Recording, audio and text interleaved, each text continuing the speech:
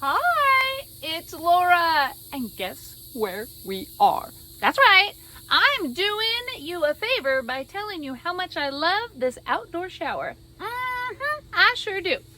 Let me show you. Now first, you have your rain head all the way up at the top.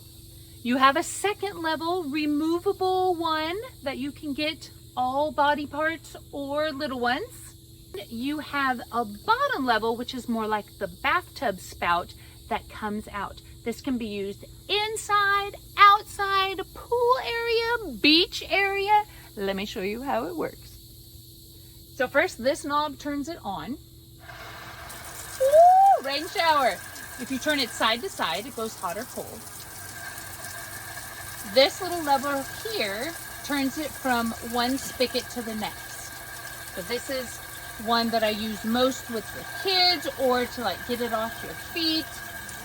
If you keep turning, it goes onto the tub one, which is fantastic also for your feet or if you're rinsing off things. Also, if you have little ones, this is adjustable with just a push of a button.